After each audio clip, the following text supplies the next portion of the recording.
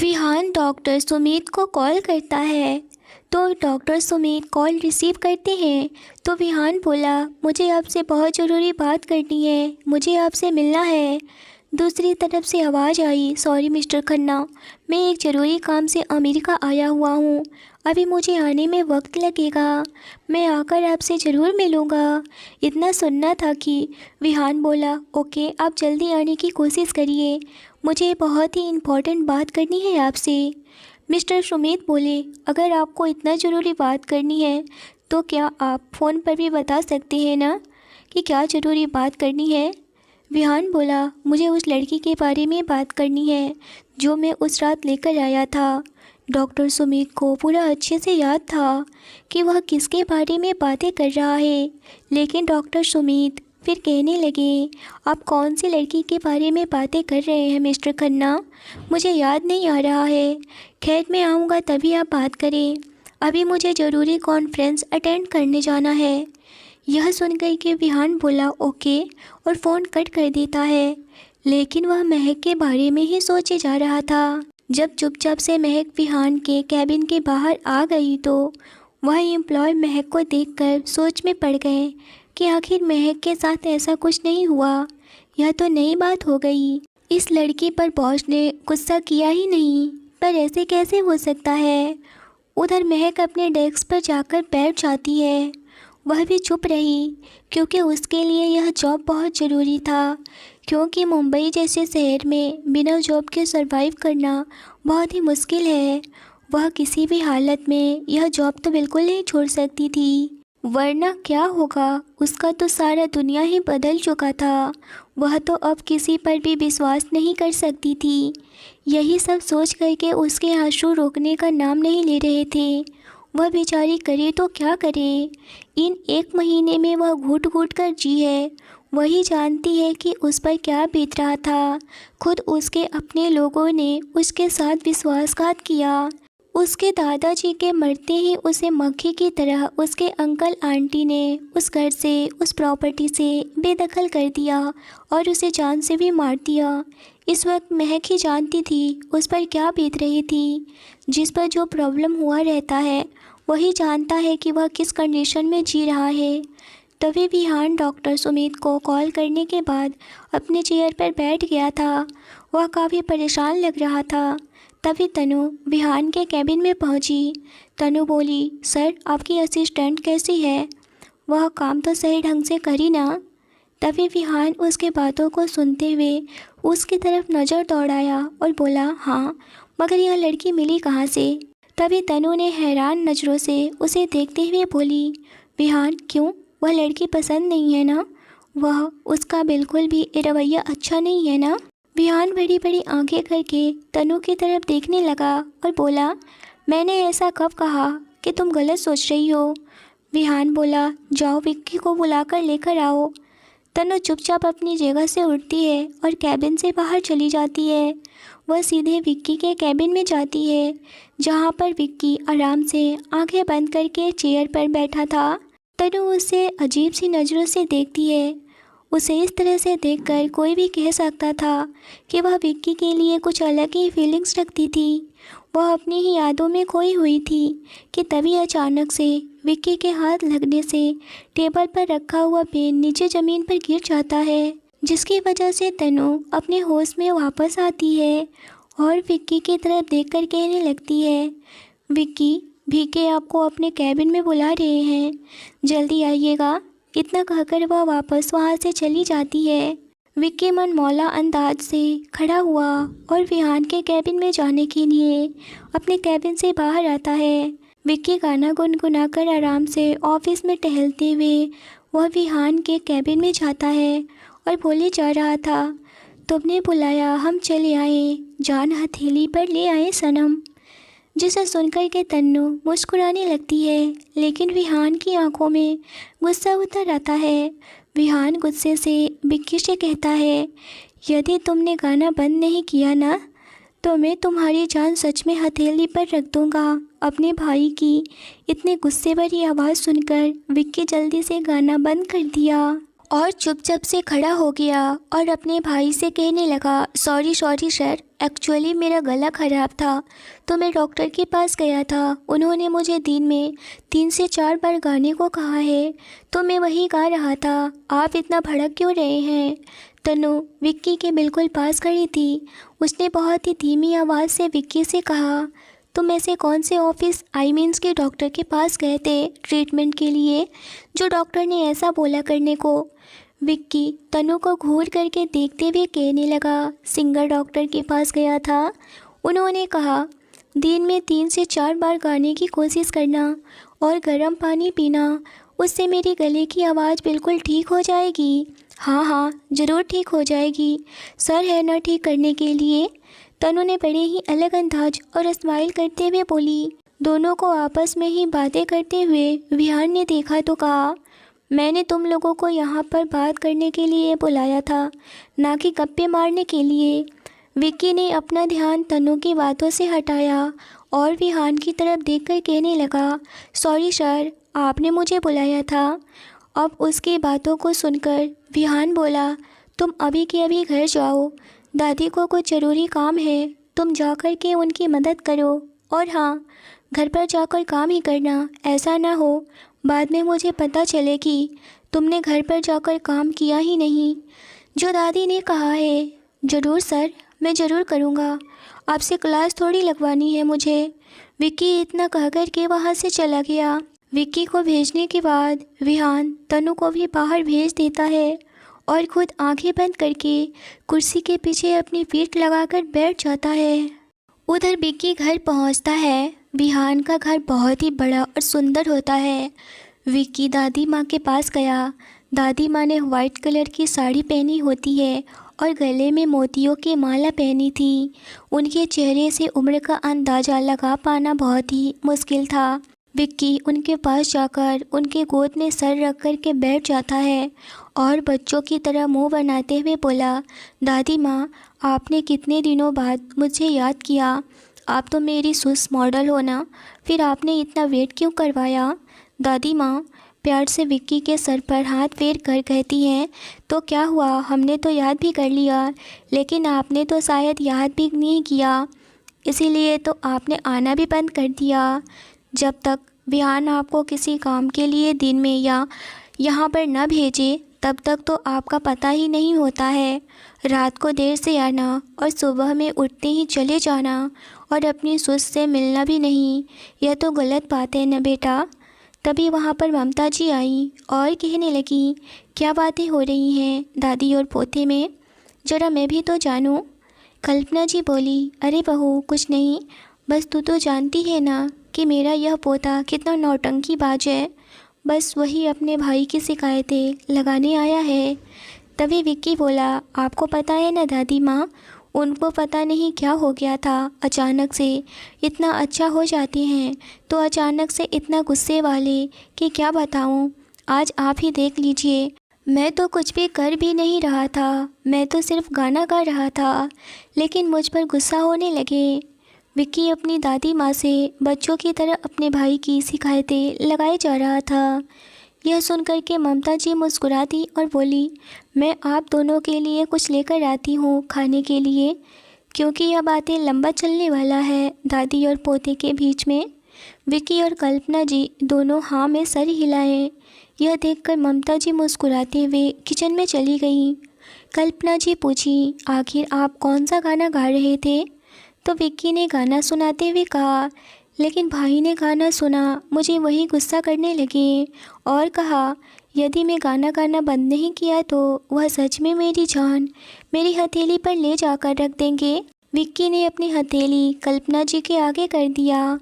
दादी माँ, मैं तो भाई के साथ रहकर बिल्कुल असिस्टेंट की तरह काम करने लगा हूँ। भाई का असिस्टेंट तो किसी काम के लिए बाहर गया हुआ है और भाई ने मुझे उस काम के लिए लगा दिया है। अच्छा खासा ज़िंदगी एंजॉय कर रहा था, लेकिन भाई को मुझे काम में व्यस्त रखना था और वहाँ पर भाई इतनी अकड़ में रहते हैं कि क्या बताऊँ। कल्पना जी सोफे पर बैठी थी और बोली, मैं तो भगवान के आगे यही प्रार्थना करती हूँ कि उसके जीवन में ऐसी कोई इंसान आए जो उसकी ज़िंदगी बदल कर रख दे, जो उसे काम के अलावा भी ज़िंदगी जीना सिखाए। विक्की दादी की बात को सुनकर के उदास हो जाता है। वह उदास होकर कहने लगा, कब आएगी दादी माँ? मैं तो कह रहा हूँ जल्दी से जल्दी आ जाए और भाई की जो अकड़ है उसे कम करे। विक्की अपने सोफे से उठकर कल्पना जी के पैरों में आकर के बैठते हुए बोला, दादी माँ, आपको भाई के लिए कैसी लड़की पसंद है? ज़रा मुझे भी तो बताइए ना। क्या पता मैं भाई को लड़की ढूंढने में मदद कर सकूं। कल्पना जी बड़े ही प्यार से बोली, तुम्हारे भाई के लिए वह इस तरह की लड़की होनी चाहिए जैसा वह खुद है, उसे बराबर की टक्कर देने वाली। विक्की अपना सर खुजाने लगा, जैसे कि उसे कुछ समझ में नहीं आया। कल्पना जी ने विक्की की तरफ देखी और अपनी बात अच्छे से समझाने के लिए फिर से बोली, तुम्हारा भाई जिस तरह से अकड़ दिखाता है, उस काम करने के लिए उसे दोगुनी अकड़ वाली लड़की होनी चाहिए, जिसके सामने तुम्हारे भाई की बोलती बंद हो जाए, पर वह केवल दिखने में ही अकड़ वाली हो, लेकिन दिल बिल्कुल बच्चों की तरह साफ हो। सही कहा ना माँ जी? ममता जी किचन से चाय और स्नैक्स वगैरह लेकर आते हुए बोली। उनकी बातों को सुनकर के विक्की बोला, मॉम, आप बिल्कुल सही कह रही हैं। कल्पना जी बोली, हाँ यह बात तो सही है, ऐसी ही होनी चाहिए लड़की। तुम्हारा भाई तुम्हें परेशान करता है, पागल लड़के।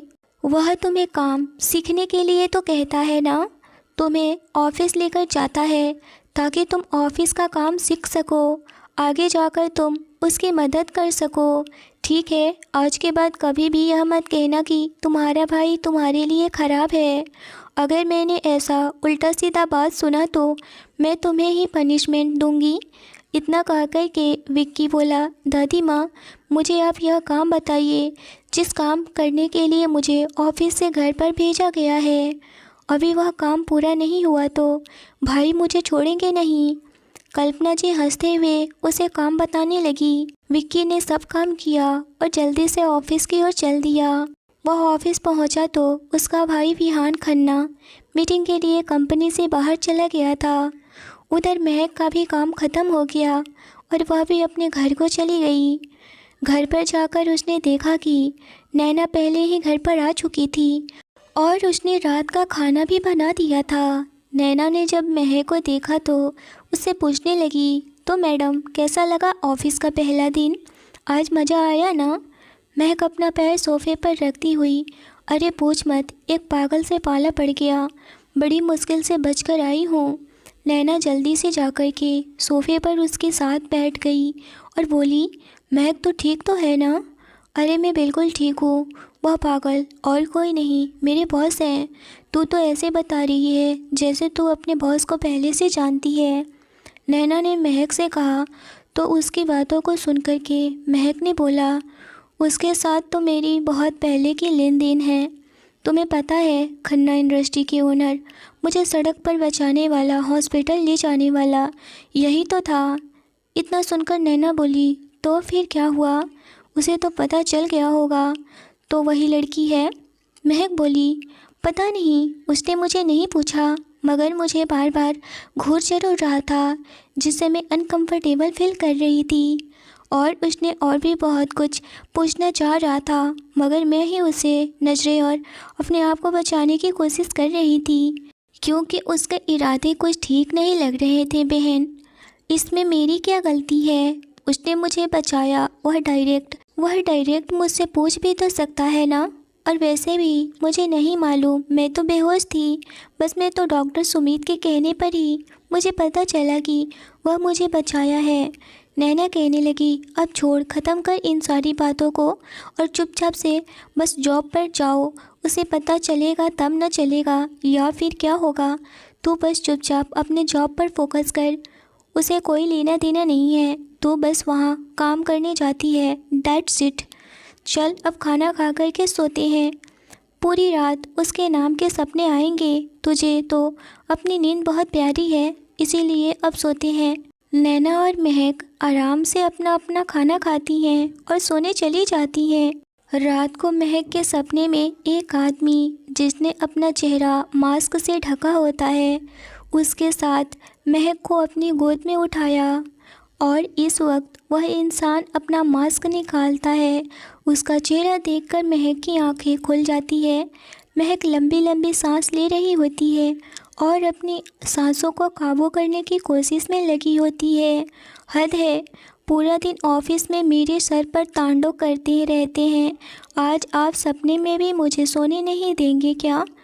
अब मैं क्या करूँ यार, पहले से ही प्रॉब्लम कम थी, जो कि ऐसी प्रॉब्लम आने लगी है अब। वह किचन में जाती है और फ्रिज से ठंडे पानी की बोतल निकालकर पानी पीती है। इसके बाद वह वापस आकर अपनी नींद के आगोश में चली जाती है। अगले दिन महक जल्दी तैयार होकर के नाश्ता रख कर के अपने ऑफिस के लिए निकल जाती है और सोचती है, इस बार देरी से नहीं जाना चाहती हूँ और ना ही तनु से डांट खाना चाहती हूँ। जल्दी जल्दी के चक्कर में वह विहान के कैबिन में चली गई और उसके कैबिन में जाकर उसने टेबल पर अपना बैग रखते हुए सभी कागज़ इधर उधर बिखेर दिए। तब जाकर उसे ध्यान आया कि वह उसका डेस्क नहीं है बल्कि विहान का कैबिन है।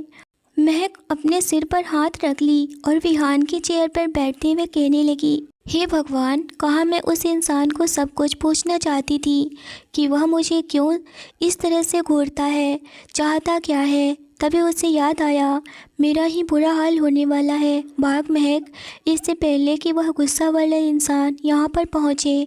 महक जल्दी जल्दी अपने कैबिन में आ जाती है। जब विहान अपने कैबिन में जाता है तो अपने कैबिन का इतना बुरा हाल देखकर उसकी आंखें गुस्से से लाल हो गई और वह गुस्से से तनु को बुलाता है। तनु विहान के गुस्से भरी आवाज़ सुन कर के जल्दी से वहाँ आ जाती है। विहान गुस्से से बोला, मेरी कैबिन की यह हालत किसने की है, क्या मैं जान सकता हूँ? तनु घबराते हुए बोली, सर मुझे नहीं पता आपके कैबिन की ऐसी हालत किसने की। विहान बोला, जाओ जाकर अभी के अभी मेरी सेक्रेटरी को बुला लाओ। मेरे बाद मेरे कैबिन में आने की जिम्मेदारी उसी की है। तनु जल्दी से जाकर महक को बुला लाती है। महक को डर लगने लगा, आज तो वह गई। महक आज उसे इंसान से, उसके गुस्से के रूप से कैसे बचेगी? क्या होगा तेरा? नहीं बचेगी बेटा, और तू तो उसकी नज़रों से बचकर रहना चाहती थी मगर नहीं बच सकती। अब उससे बच रही थी ना, अब क्या होगा? अपना दिमाग खोल करके आई होती तो यह हंगामा नहीं होता ना। विहान गुस्से में अपने चेयर पर बैठा हुआ था। उसने अभी तक महक को नहीं देखा था। तनु जब अंदर कैबिन में आई तो पीछे पीछे महक भी आ चुकी थी। तनु अंदर आकर के विहान से कहने लगी, आपकी सेक्रेटरी आ चुकी है।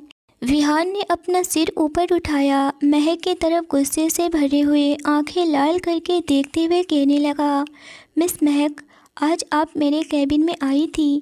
महक डरते हुए, नहीं सर, मैं आपके कैबिन में नहीं आई थी। अभी वह अपनी बात पूरी करती कि विहान ने महक को अपनी बात पूरी करने का एक मौका भी नहीं दिया और चिल्लाते हुए बोला, मुझसे झूठ बोलने की कोशिश मत करना।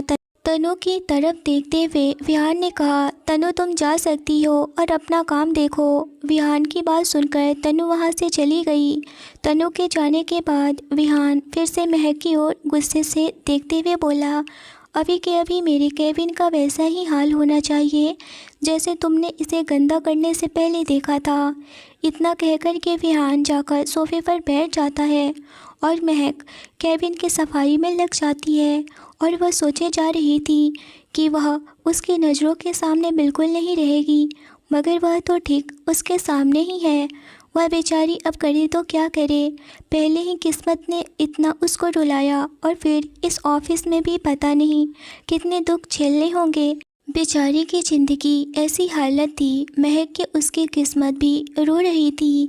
वहीं उधर महक के चाचा जीवन मल्होत्रा और उसकी चाची गौरी मल्होत्रा दोनों बहुत ही ऐसों की ज़िंदगी गुजार रहे थे। पूरे ठाट बाट नौकर चाकर चारों तरफ हर अपनी मनमर्जियाँ किए जा रहे थे। महक की चाची की लड़की सुनिधि बहुत ही ज़्यादा स्टाइलिश और लग्जरियस लाइफ जीना चाहती थी और आज उसका सपना पूरा भी हो रहा था। हर रोज़ शॉपिंग करना, दोस्तों के साथ पार्टी करना, डांस बार में जाना उसका एक शौक़ बन चुका था। वहीं उसका भाई गौरव, वह भी अय्याशियाँ करने में पीछे नहीं था। जीवन मल्होत्रा महक का सारा बिजनेस खुद ही संभाल रहा था और वह बहुत ही खुश हो रहा था कि वह अब इस मल्होत्रा इंडस्ट्री का मालिक बन चुका है। अब उसका बड़े बड़े लोगों के साथ उठना बैठना उसका शुरू हो चुका था। इस बात से ही वह बहुत ज़्यादा खुश था। वहीं इधर महक विहान का कैबिन एडजस्ट करने में लगी हुई थी और वह गुस्से में बड़बड़ाई जा रही थी। यह इंसान अपने आप को समझता क्या है, जब देखो तब गुस्से में ही यूं ही घूरता रहता है मुझे। मैं तो इससे बचने की कोशिश कर रही थी, मगर नहीं, अभी वह अपने सोचों में ही गुम थी। वहीं दूसरी तरफ विहान उसे इंटेंस नज़रों से विहान उससे घूरे जा रहा था। विहान बस इस वक्त महक के बारे में ही सोच रहा था कि आखिर यह लड़की इतने दिनों से कहाँ गायब हो गई और अचानक से उस हॉस्पिटल से कैसे चली गई और कहाँ थी इतने दिन। जब उसे रहा नहीं गया तो वह अपने सोफ़े से उठा और धीरे धीरे कदमों से चलते हुए वह सीधा महक के पास आया और महक टेबल पर फाइल साइड में रख रही थी। तभी उसका हाथ पकड़ लिया और बोला, तुम वही हो ना जो 1 महीने पहले तुम्हारा बहुत बुरी तरह से एक्सीडेंट हुआ था। ओह नो, मैं भूल गया, एक्सीडेंट नहीं, कोई मारा था तुम्हें जान से। तुम कहाँ थी इतने दिनों से। देखो, मुझसे कुछ छुपाओ नहीं, मैं तुम्हारा बिल्कुल भी नुकसान नहीं करने वाला हूँ। मैं तुम्हारी हेल्प करना चाहता हूँ। तुम बताओ, तुम वही हो ना? तुम क्यों उस दिन डर कर भाग गई? और वह लोग कौन थे जो तुम्हें इतनी चोट पहुँचाना चाहते हैं? बताओ, मैं उनका ऐसा हाल करूँगा कि वह लोग सोच भी नहीं सकते। वह यह सब बातें कहते हुए अपने हाथ की मुठ्ठियाँ गुस्से से कस लिया था, मगर महक यह सुनकर के अपना हाथ विहान के हाथों से छुड़ा लेती है और कुछ दूर होकर बोली, आप मुझसे दूर रहिए। मैं नहीं जानती हूँ आप किसकी बात कर रहे हैं। मुझे नहीं मालूम आप क्या कह रहे हैं। अभी वह जाने वाली होती है कैबिन से कि तभी विहान बोला, अभी मेरे कैबिन सही से नहीं हुआ है, अभी बहुत काम बाकी है। अभी कहाँ जा रही हो तुम? विहान के कहने पर महक पीछे मुड़कर देखती है तो सच में अभी टेबल पर बहुत से कागज़ ऐसे ही बिखरे पड़े थे। यह देखकर महक वापस टेबल पर आई और फिर से फाइल्स को रखने लगी। महक को उदास और गिरी हुई नज़रें देखकर विहान को समझते देर नहीं लगी कि महक ज़रूर कुछ उससे छुपा रही है। महक का इस तरह से सब कुछ छुपाना, उसे कुछ भी न बताना, उसे बहुत गुस्सा आ रहा था। वह चाहता था कि महक उससे खुलकर बातें करे, अपनी प्रॉब्लम शेयर करे, मगर महक इस वक्त किसी पर भी विश्वास नहीं करना चाहती थी और ना ही चाहती थी कि उसकी बीती हुई ज़िंदगी के बारे में कोई जाने, और ना ही वह किसी से कुछ कहना चाहती थी और ना ही किसी से हेल्प लेना चाहती थी। उसको इतना शांत देखते हुए विहान बोला, यदि तुम्हें इतना ही बुरा लग रहा है तो तुम्हें यह सब करने से पहले सोचना चाहिए था ना। इस बार महक ने कुछ भी नहीं बोला और चुपचाप अपने काम में लग गई। जब महक ने कैबिन में सभी फाइल एडजस्ट कर कर सब जगह रख दी, तब विहान ने बिना देखे ही कहा, जाओ मेरे लिए कॉफ़ी लेकर आओ। और विहान भी सोच लिया था कि महक से बुलवा कर ही रहूँगा और मैं जब उसके साथ उल्टा या फिर गुस्सा में बातें करूँगा तभी उसकी अकड़ ठिकाने आएगी और वह सब कुछ गुस्से में बोलेगी। महक उस वक्त कोई भी बहस करना नहीं चाहती थी, इसीलिए शांति से कॉफ़ी लेने विहान के कैबिन से बाहर आ गई। बाहर महक को तनु मिल गई। तनु ने महक की ओर देखकर बोली, क्या कॉफ़ी लेने आई हो? महक ने बोली, यस मैम, सर को कॉफ़ी में चीनी पसंद नहीं है, इसीलिए विदाउट शुगर वाली ही लेकर जाना। तन्नू ने महक को देखते हुए बोली। यह सुनकर के महक ने तन्नू की तरफ देखते हुए पूछी, क्या हुआ मैम, आप मेरी मदद क्यों कर रही हैं? उसको शक था कि आखिर तनु इतनी अच्छा कैसे बन गई मेरे सामने। महक इतनी जल्दी तनु पर आखिरकार विश्वास कैसे कर लेती? उसे तो खुद ही ट्रस्ट इशू थे। वह किसी पर विश्वास नहीं कर सकती थी। वह सोच ली थी कि अब चाहे कुछ भी हो जाए और किसी पर भरोसा नहीं कर सकती। जब अपने ही उसके भरोसे के लायक नहीं छोड़े तो दूसरे पर क्या ही भरोसा करना। और वैसे भी जो इंसान कुछ पल पहले उसे इतनी ज़्यादा गुस्से से बात कर रही थी, वह अब इतने प्यार से बात कर रही थी। अब उसके और इस वक्त को देखकर ऐसा बिल्कुल भी नहीं लग रहा था कि वह वही तनु है जो महक से इतनी ज़्यादा खफा थी। वह उसे जॉब तक नहीं देना चाहती थी। तनु ने मुस्कुरा कर के महक के कंधे पर हाथ रखते हुए कही, मैं जब से यहाँ पर काम करना शुरू किया तब से किसी की भी हिम्मत नहीं हुई कि वह भिक्के से ऊंची आवाज़ में बात कर सके, लेकिन तुम वह इंसान हो जिसे भिक्के को जवाब दिया, भले ही वह साइलेंटली ही क्यों ना हो। क्योंकि इस ऑफिस में सभी विहान सर से बहुत ज़्यादा डरते हैं। किसी की भी हिम्मत नहीं है उनके सामने एक शब्द भी बोलने, मगर तुमने वो हिम्मत दिखाई है महक। कुछ देर पहले किस तरह से तुम जवाब दी वह भी मैं देख ली। मैम, कुछ समझ नहीं आया आप कहना क्या चाहती हैं। जहाँ तक मैंने नोटिस किया है आप सर के बहुत ज़्यादा क्लोज लगती हैं, महक ने तनु से पूछी। महक की बातें सुनकर तनु बोली, हाँ क्लोज फ्रेंड तो हम हैं, बस किसी खास कारण से। महक चौंक कर, कारण? कैसा कारण था? तनु कहने लगी, तुम्हें क्या लगता है मैं तुम्हें कंपनी से इसलिए निकलवाना चाहती थी क्योंकि तुम्हारा पहनावा ठीक नहीं था? ऐसा कुछ नहीं था। जिस दिन तुम इंटरव्यू देने आई थी ना, उस दिन मुझे कुछ इनसिक्योर फील हुआ था। मैं विक्की से बहुत प्यार करती हूँ और उसी दिन मुझे लगा कि जिस तरह से तुम आई थी मुझे डर था कहीं विक्की तुम्हें पसंद न करने लगे। मैं यहाँ तक उसी के कारण जॉब करना शुरू किया। यहाँ आकर भी मुझे विहान सर के बारे में पता चला। वह औरतों को कुछ खास पसंद नहीं करते। विहान सर को मैंने हमेशा काम में ही डूबे हुए देखा है, काम के अलावा कुछ होश ही नहीं आता है। लेकिन 1 साल पहले विहान सर ऐसे नहीं थे, बहुत केयरिंग और स्माइलिंग इंसान थे। लेकिन उसके बाद कुछ ऐसा हुआ जिसमें विहान सर के चेहरे से खुशी ही गायब कर दिया। आज विहान सर वह विहान सर नहीं हैं जो पहले थे, जो हर किसी पर विश्वास कर लिया करते थे। यह विहान सर किसी पर विश्वास नहीं करते हैं, अब वह तो खुद पर भी विश्वास नहीं करते। तनु की इस तरह से बातें सुनकर महक चौंक कर बोली, ऐसा क्या हुआ था 1 साल पहले जिसने विहान सर को बदल दिया? और वह यह बातें अपने मन में ही बोली। उसने तनु से इसके बारे में पूछना ठीक नहीं समझी। तभी उसके कानों में फिर से तनु की आवाज़ आई, क्या हम दोस्त बन सकते हैं? मैं कुछ देर सोचने लगी, मैं दोस्ती का हाथ बढ़ाकर कहीं गलती तो नहीं कर रही हूँ ना? कहीं यह भी तो धोखा नहीं देगी ना मुझे? पर फिर कुछ सोचकर महक ने अपना हाथ आगे किया और दोनों ने एक दूसरे से हाथ मिलाते हुए एक दूसरे की दोस्ती को मान ली। अंदर कैबिन में विहान का गुस्से का लेवल हाई होते जा रहा था। इतनी देर से कॉफ़ी मंगवाई है, पता नहीं कहाँ गई ये लड़की। लगता है मुझे खुद ही जाकर देखना पड़ेगा। यह तो पता नहीं कौन सी दुनिया में खो सी जाती है। आखिर इसके साथ प्रॉब्लम क्या है? पूछने पर कुछ बताती ही नहीं है, उल्टा मुझको ही सुना देती है। विहान अपने चेयर से खड़ा हुआ और अपने कैबिन से बाहर आया तो उसने देखा महक और तनु आपस में बातें कर रही थी। अब क्या होगा महक के साथ? क्या विहान महक के साथ अच्छा सलूक करेगा या फिर उसे परेशान ही करेगा?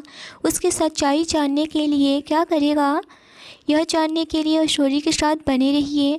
स्टोरी कैसी लगी मुझे ज़रूर बताइए। स्टोरी अच्छी लगी हो तो लाइक करिए। चैनल पर पहली बार आए हैं तो चैनल को ज़रूर सब्सक्राइब करिए। मिलते हैं एक इंटरेस्टिंग एपिसोड के साथ। Thanks for watching.